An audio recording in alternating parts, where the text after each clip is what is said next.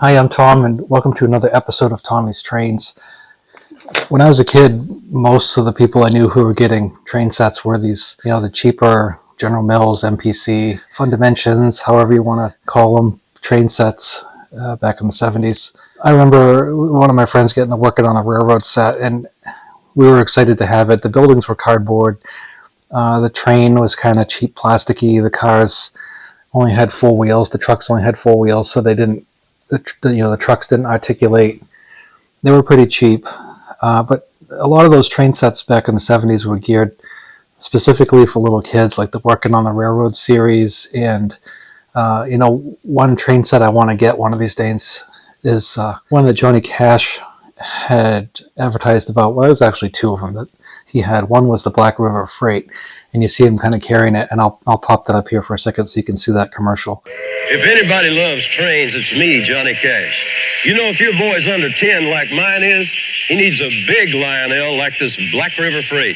Lionel also makes HO gauge trains for older kids, like this Burlington 181. But for smaller hands, the big Lionel is easier to handle and put on the track. This Christmas, get your boy a train that's built for the way young boys play. A big, rugged Lionel. Lionel, the big train for small hands. And another one was the Trains and Trucking set. Trains and trucks are rolling across this land and back. Trains and trucks are moving where the highway meets the track.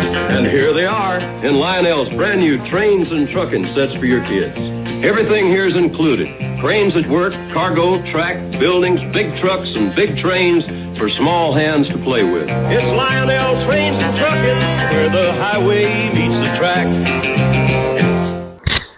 So back in the 70s, my first train set was an H.O. Bachman set, but some of my friends had O-scale, and my brothers had passed me down an old Lionel from the 60s. So it wasn't unfamiliar, and pretty quickly I preferred the Lionels, but I mostly was into HO until later in life when I was about 30.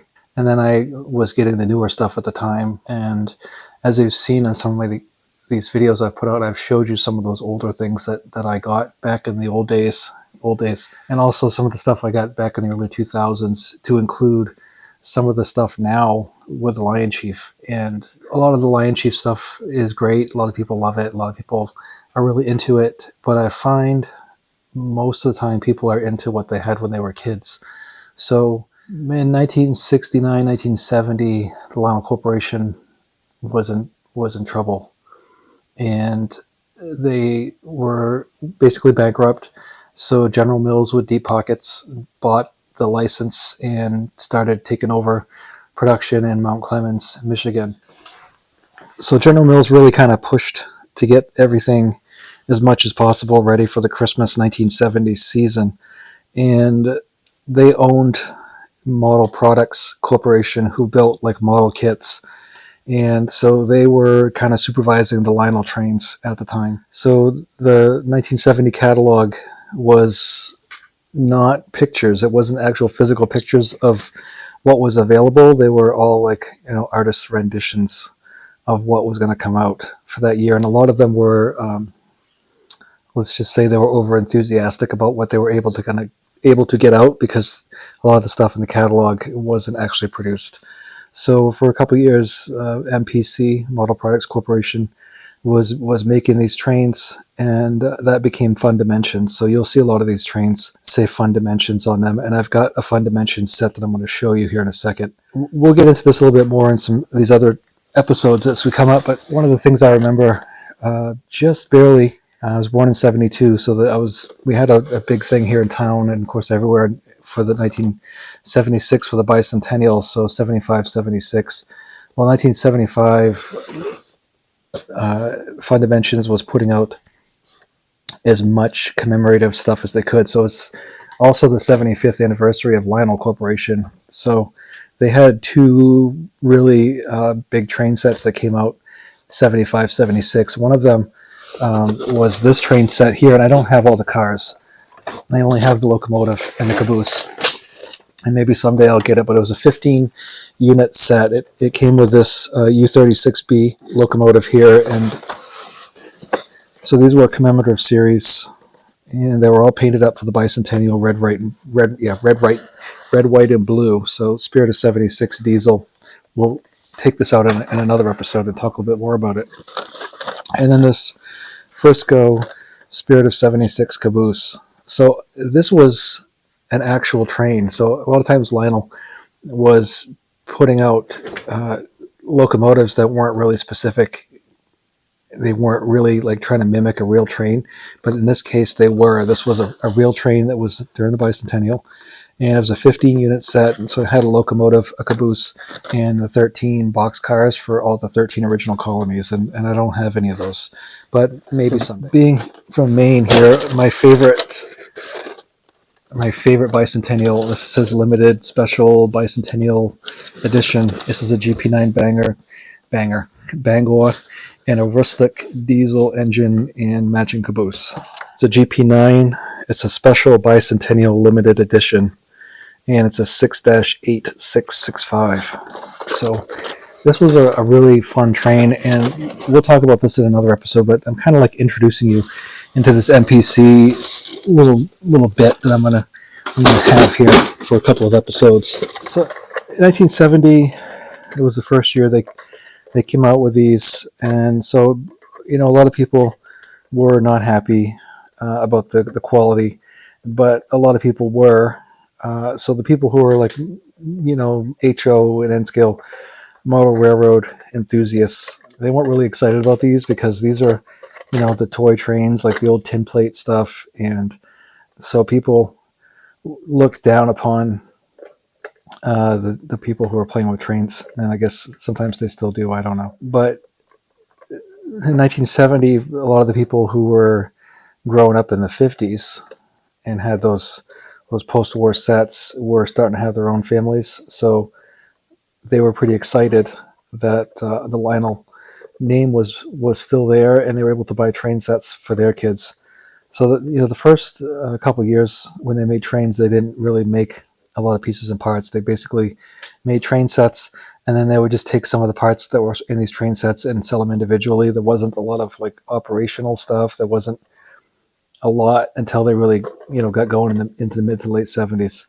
So anyway, we'll be talking about this a little bit more in a future episode. But one of the first cars that came out, because General Mills owned it, was this Wheaties car, and its scale is not correct, but there it is. And this was put out in 1970, and I hope you come back and check out some of these NPC videos that we're going to be putting out. So I only have one of these old sets. Like I said, someday I'd like to get the Black River Freight, and I'd like to get the Trains and Trucking, but I don't have them as of yet. So here we've got a Lionel box, and a General Mills Fun Group Inc. And it says Fun Dimensions on it. On the side we've got a ticket, and I'll bring you over here and we'll take a look at this in a little bit. But this is the box that it came in, the original shipping box, and item described, illustration incorrect, Roseville, Michigan. I'm just trying to see if it shows you the date this was ordered. It's a 7-unit die-cast. This was Sears. So this was in the Christmas catalog, and I'll pull up the Christmas catalog for 1970 and see if we can find this, and that would be really cool. But this was sent to Sears Roebuck, Columbus, Ohio. So you can see it says a complete O-gauge electric train set. I don't want to destroy the outer box.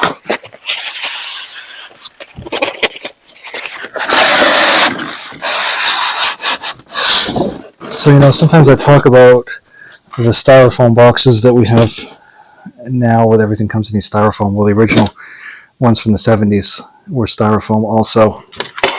So here we've got a Lionel. This is a complete 027 gauge electric train set with the die-cast steam engine with chugging steam sounds, plus an extended oval layout with a manual switch. So I'm really excited to be showing this to you today. This is in really, really good shape. This was called the Chief. It's a Santa Fe set. So it's interesting. It says the Chief Santa Fe, but I don't believe the engine is Santa Fe. So we'll take a look.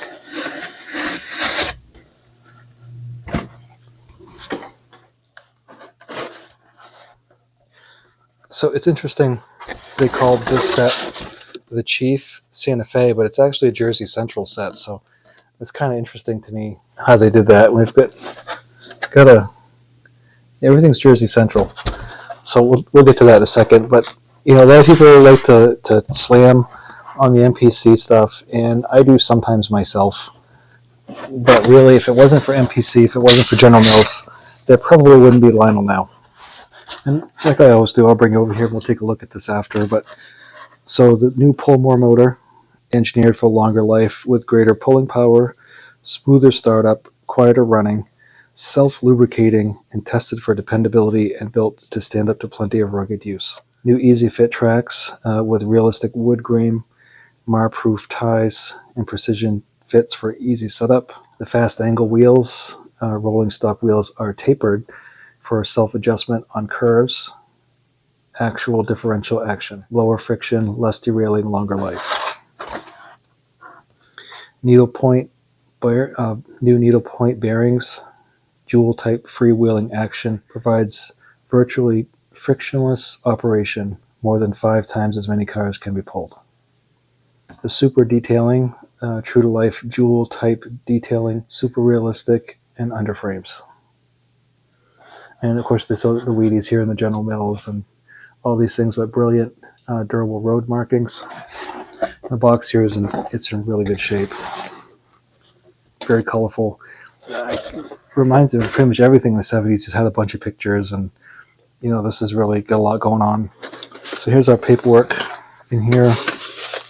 Final instructions. So this is for a bunch of different sets. It's not specific to this one. The envelope with the Lionel 027, instructions and warranty. Approved service stations 1974, 1975. Here's your warranty card. And again, the instructions in the original envelope. The track still has elastics on it.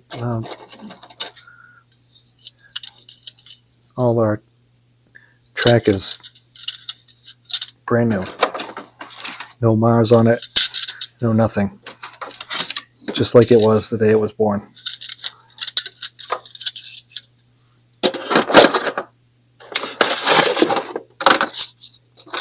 This is our Manumatic uncoupler, and I'll show you how that works.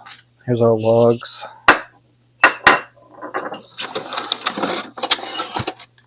Manual switch. We'll put that in here in a second.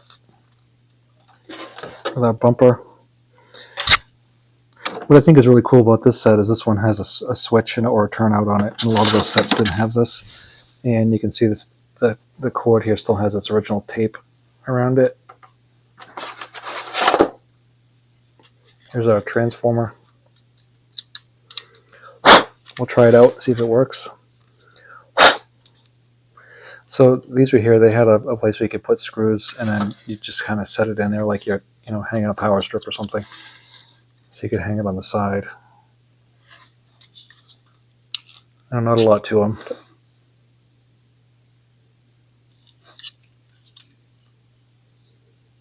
Off. Fast.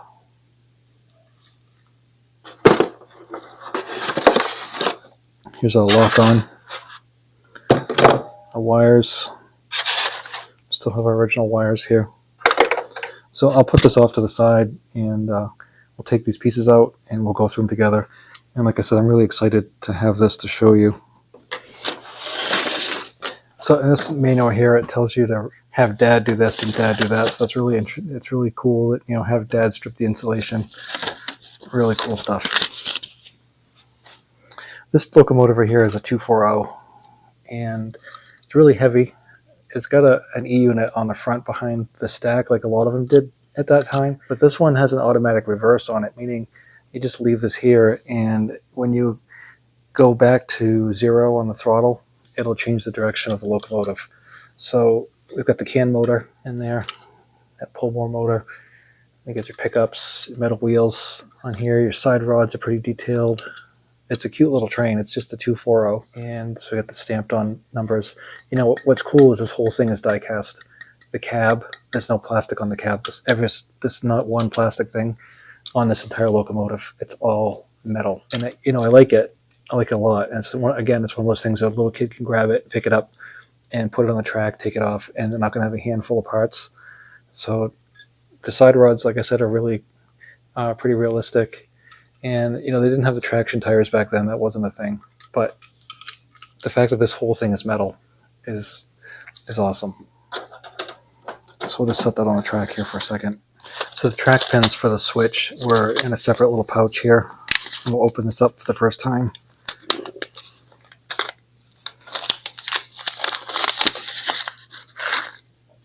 So let's see, there's 6 of them in there. We only need 3. So we'll take these track pins, put these in here, and I'll put this with all the rest of my track pins. So we're going to put these in here. And these weren't put in because maybe you wanted to put fiber pins in or something like that. So they weren't installed. But we can do that.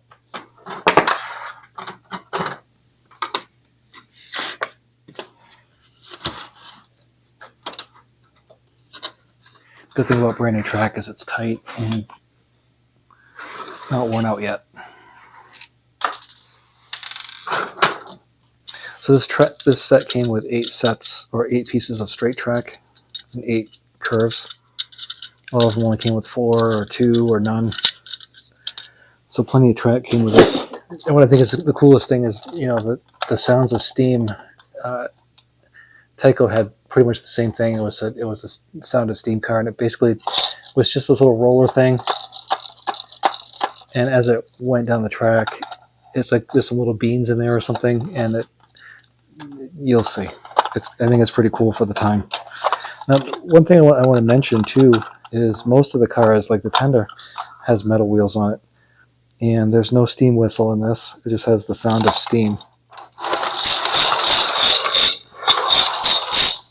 That's pretty neat. Still the old drawbar that I like. There's our Locomotive and Tender.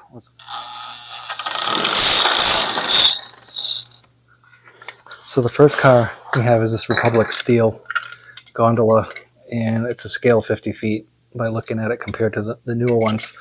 But again, on these, the graphics, you can feel them. So it has raised graphics on it, which is interesting to me. Now these have plastic wheels, plastic trucks, plastic couplers. The only thing I think metal in this whole thing is the axles. So consequently, it doesn't really weigh anything. Now, for what it's worth, they said that these cars were designed, the target audience of these was little kids. So to reduce the opportunity to shock yourself or short circuit the track, they put these plastic wheels on there. That may or may not be the case. They may have just been cheap. But the advertising all claims it was done to reduce short circuits. So these are just your regular plastic containers. There's no logos on them other than it's stamped Lionel on the top in big letters, and that's a raised logo too. Next car in the lineup is this Erie Lackawanna boxcar, and so this is really in scale about 30 feet. And this was something that had come out about that, around the time the MPC took over these short cars. So it's a double door boxcar, but the doors don't work, and the brake wheel is not separate. It's molded in. This says built 173. That side's smudged, but yeah, 173. The graphics are all raised. So these cars right here, they only had a coupler on one end by design, and it's plastic, and even the plunger, it looks like the plunger's broken, but it's not. It's only like a half moon kind of thing. And the way that Manumatic works is when you press down, it'll grab that plunger. This thing you'll press on this part right here, and it'll bring that plunger up. It'll bring this little fork up, and that fork will grab the plunger, and then it'll pull it down, and then the car slides through. and you've uncoupled your car. So the only way you can uncouple these is with either the main pneumatic uncoupler, the uncoupling tab, or you have to lift the car up because only one side has an uncoupler on it. So these uncoupling tracks from days of yore do not work on this train. So the next car we have is a Canadian National hopper. It looks like it's probably scale 40 foot or 50 foot, probably 40, not the more I look at it. Same thing, this is built 172. Everything's plastic on these, and will these trucks come off? It's got a pin up in there, it's like almost like a rivet, but it's not on the side, so you could probably pop it out, but you might break the base of the car to get that out. But what I'm wondering is, whereas these are all plastic wheels, is if I can take, like this car right here is a brand new car. This goes to the Pennsylvania set, the brand new, the new Lion Chief Pennsylvania set, and this has the metal wheels on it. So I'm going to pop one of these off. I'll pop off this plastic wheel. They look the same. The diameter is the same. They look the same exactly. And I'm going to see if this will fit on here.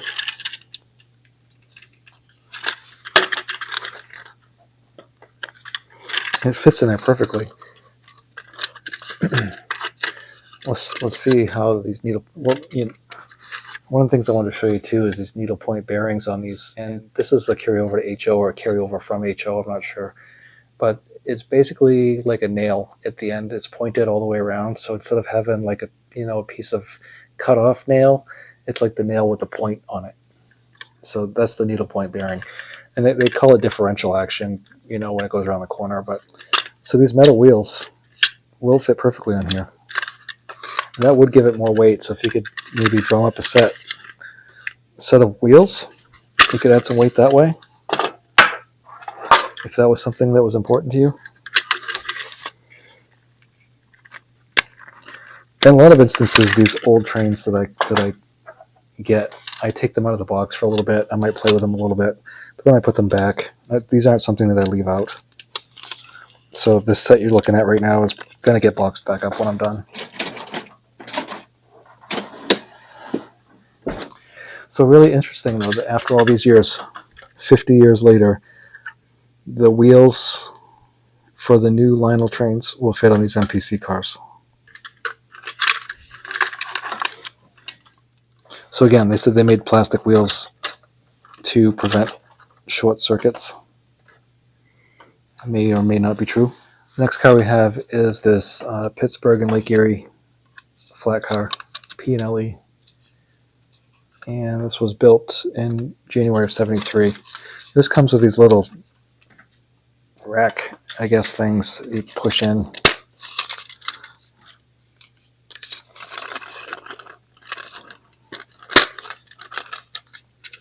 And then we've got these logs that I showed you earlier. They're just wooden dowels that were cut. So again, this only has one operating coupler on it. It's completely plastic except for the axles.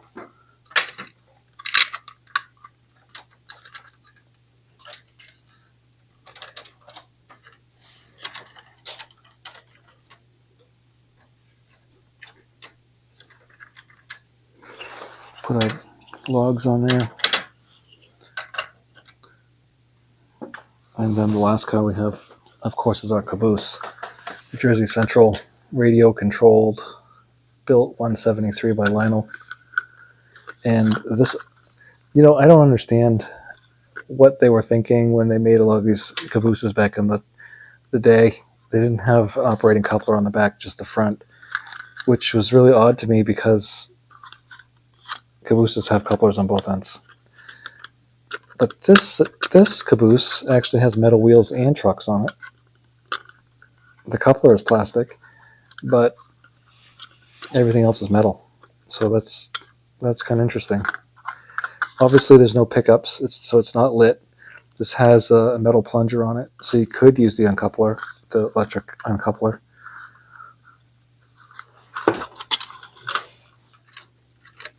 So these sets didn't have a smoke unit. They had a headlight, and then you've got the sound of steam. So operating instructions, Lionel of Fundimensions, Mount Clemens, Michigan. It shows you how to lubricate, how to change the headlamps, lubricate the gears. Let's see if how this works. So there's reverse.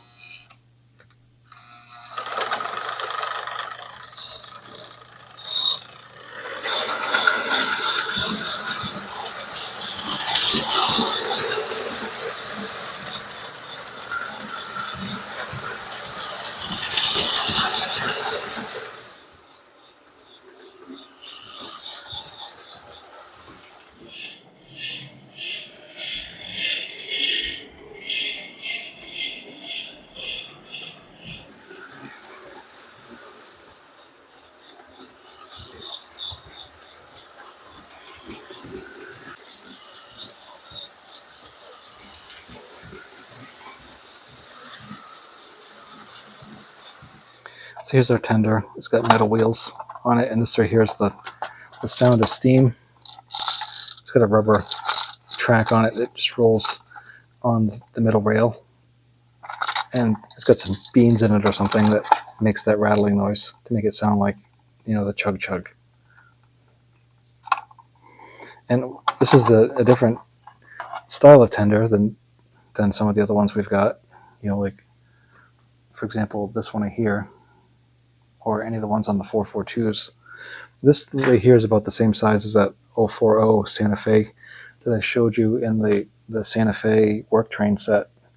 But the graphics on this are really good, and we don't have an operating coupler on the back of this.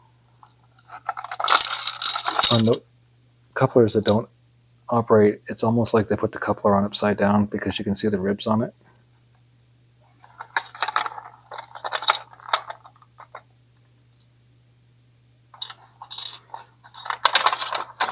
We've got this little cover here to accommodate the wheel on it. This is a really heavy locomotive, and if the light's supposed to work in it, it doesn't. But it's all die cast. The cab, everything is steel, or die cast aluminum, I should say. They're really heavy, so we don't have an operating coupler on the front.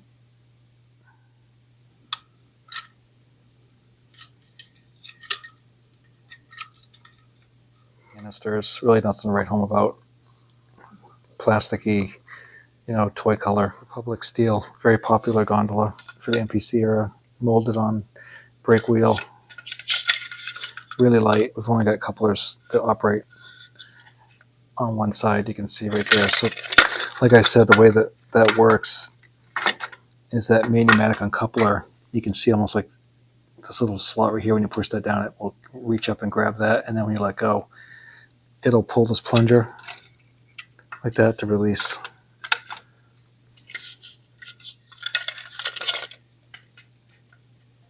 So, not super impressive, but for the day, for what was available, and the fact that there wouldn't have been any trains if it wasn't for General Mills, car, 172.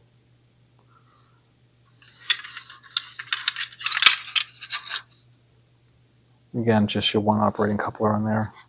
You got a dummy on this side. Some of the train sets, even up into the 80s, didn't have any operating couplers on them. Brake wheels molded on. So in some instances, a lot of the new stuff is actually, I guess, better. The graphics on this side are a little smudged. This side it's fine, it's 173. Molded in brake wheel, same old. One operating, one not. The only metal is the axles. But they have these fast angle wheels. Let's see how they're tapered. Underneath, you can see the wood planks, some bolts. But like I said, the doors don't work. It's just molded one-piece plastic. Flat car with the wood load. Penn Central, Pittsburgh, Lake Erie.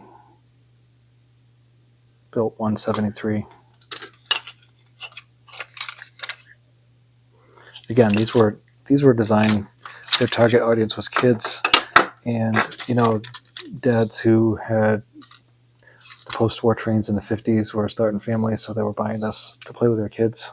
Read that very well, but it just says "Made in USA, Mount Clemens, Michigan." Radio controlled, built 173. This one has metal wheels, and the metal uncoupler. They're pretty detailed underneath, but again, they only put one coupler on these, and I don't understand what the thought process was for this. One does have a separately applied brake wheel transformer, and just wired up the left goes to the left when you lock on. Right goes to the right, and it's just off and fast. So you basically forward, neutral, reverse, or reverse, neutral, forward, and you could put some screws in there to mount this. Just your plain old manual switch. Came with a little packet of track pins here, a little envelope with all your paperwork. There's different stuff. Here's your needle point bearings, Pullmore motor, graphics, hot stamped for bright, extra crisp, unless they smudge it.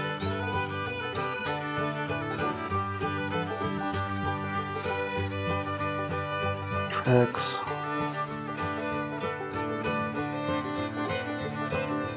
detailing,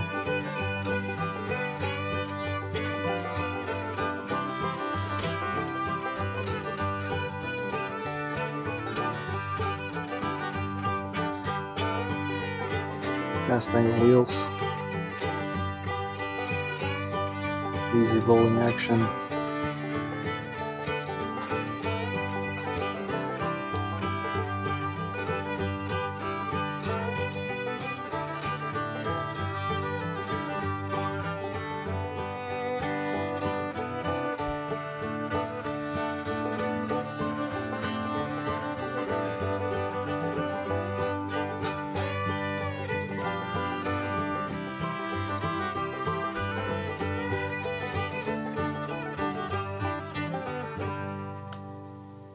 Thank you for watching another episode of Tommy's Trains. Until next time, I'll see you then.